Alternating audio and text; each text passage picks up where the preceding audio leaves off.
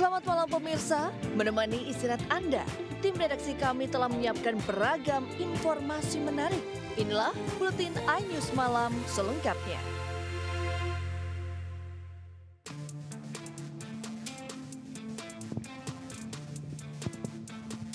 Pria warga negara asing ini ditangkap petugas TNI dan Satpol PP lantaran melakukan aksi di luar nalar di halaman Monas Gambir, Jakarta Pusat, Selasa siang. WNA tersebut kabarnya nekat berlari tanpa busana dan alas kaki, mulai dari pintu gerbang timur hingga masuk ke dalam Monas. Aksi nekat itu diketahui petugas yang terkejut melihat WNA itu tiba-tiba berlari tanpa busana. Meski semula tidak mau berbicara, namun akhirnya dirinya mengaku bernama Victor berusia 36 tahun asal Rusia. Dirinya mengatakan baru tiba di Jakarta dengan menggunakan kereta api usai mengunjungi Taman Wisata Gunung Bromo, Jawa Timur seorang diri. Sementara kartu identitas dan paspor telah dirusak oleh dirinya saat baru tiba di Indonesia. Diduga, si WNA ini mengalami depresi akibat beban pikiran. Yogyakarta before? When? You come here? Yeah, With who? just alone. Yeah, I come to airport, but then I had my passport, so I couldn't fly. Why? Because I'm a Jew. Gila. Usai diberikan makan dan dimandikan, WNA tersebut kemudian dibawa petugas ke Polres Metro Jakarta Pusat untuk diperiksa lebih lanjut sebelum nantinya diserahkan ke pihak imigrasi Jakarta Pusat. Dari Jakarta Pusat, Rani Sanjaya melaporkan.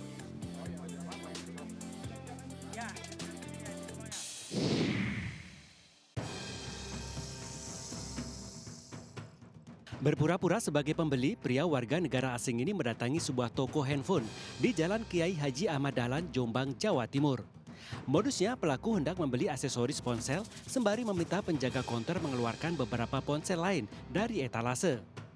Saat penjaga lengah, pria asing ini mengambil ponsel keluaran Amerika seharga 15 juta rupiah dan menyelipkan di balik dompetnya. Selanjutnya, pelaku menggunakan modus lain dengan cara membayar aksesoris menggunakan uang asing. Lantaran korban menolak pembayaran dengan uang asing, pelaku meminta izin keluar menukarkan uang pada temannya. Tak disangka pelaku kabur menggunakan motor bersama temannya yang menunggu di depan konter. Tersadar ada ponsel yang hilang, korban bergegas mengejar pelaku, namun tak membuahkan hasil. Karena nggak fokus lah kayaknya, HP-nya udah dibawa, terus pas mau HP yang di atas ini mau dimasukin ke etalase, HP-nya udah nggak ada, terus baru sadar itu. Udah HP-nya udah hilang, udah dibawa sama WNA-nya. Dengan membawa bukti rekaman CCTV, korban melaporkan kasus pencurian ini ke pihak berwajib. Dari Jombang, Jawa Timur, Mukhtar Bagus, iNews melaporkan.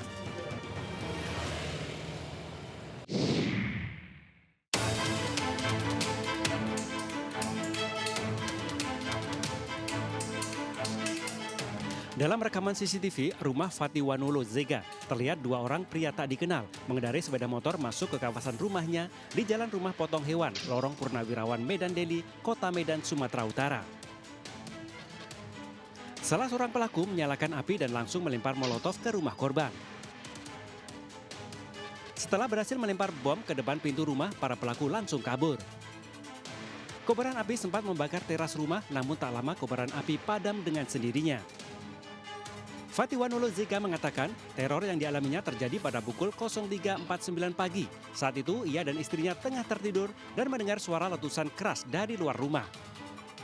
Korban menduga teror yang dialaminya berkaitan dengan permasalahan buruh yang ditanganinya. Dan saya sudah adukan ke polisi, hasil CCTV-nya itu tadi saya sudah serahkan ke pihak polisi, kepolisian Sumatera Utara, dengan harapan itu bisa diusut tuntas lah. Karena apa yang saya alami pagi ini di rumah saya bukan teror kepada saya pribadi, tapi ini teror kepada penegakan hukum di Indonesia ini, teror kepada kepolisian dan pengawas ketenagakerjaan. Setelah membuat laporan ke Polda Sumatera Utara, korban berharap polisi bisa mengungkap dan menangkap pelaku karena telah merugikan dan mengancam nyawa korban. Dari Medan, Sumatera Utara, Juda Bahar, iNews melaporkan.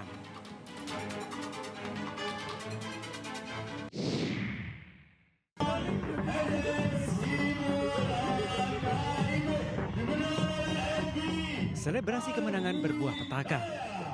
Sebuah selebrasi kemenangan seorang siswa berinisial BA berakhir mengenaskan. Betapa tidak, saat berselebrasi usai mencetak gol, korban didatangi seorang pelatih tim lawan dan langsung membantingnya hingga terpelanting ke lapangan. Saat dibanting, korban berupaya menjaga keseimbangan, namun kuatnya bantingan membuat BA jatuh tertunduk di lapangan. Akibat bantingan itu, korban mengalami keretakan di tulang ekor dan memerlukan waktu pemulihan 5 hingga 6 bulan. Di masa pemulihan itu, korban harus menghentikan semua kegiatan olahraganya. Sementara ayah korban BS langsung melaporkan kejadian ini ke unit PPA Polrestabes Surabaya. Ayah korban menyayangkan aksi tindakan tidak sportif yang berujung kekerasan.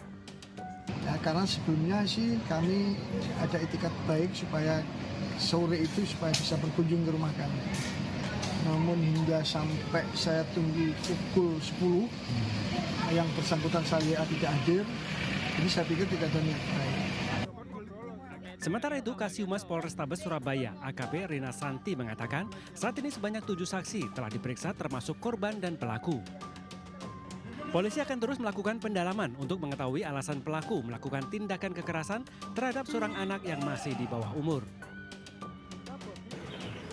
Jemput bola, mendatangi sekolah, dan sudah melakukan olah TKP. Sampai saat sekarang ini kita sudah memeriksa sampai 7 orang saksi yang terlibat pada saat itu. Dari Surabaya, Jawa Timur, Nur Safei, iNews melaporkan.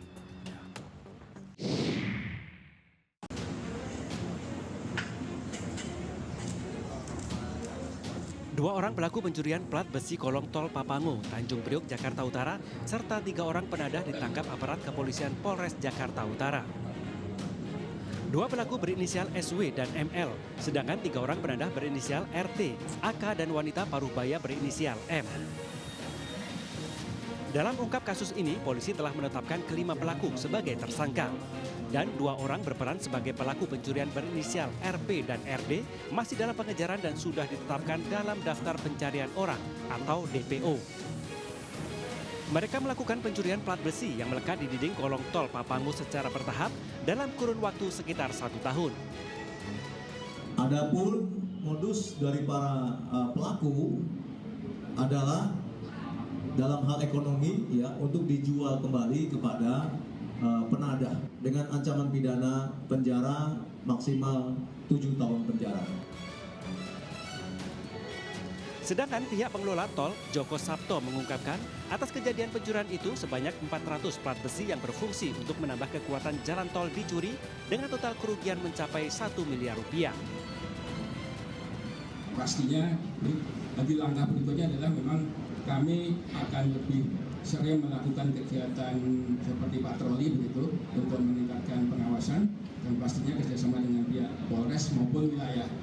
Jadi langkah pertama kami sudah melakukan pemagaran, jadi supaya minimum mempersempit daripada ruang gerak pihak-pihak yang memang tidak bertanggung jawab seperti itu.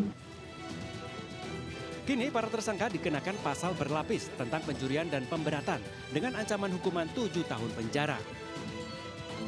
Dari Jakarta, Sofyan Firdaus, iNews melaporkan.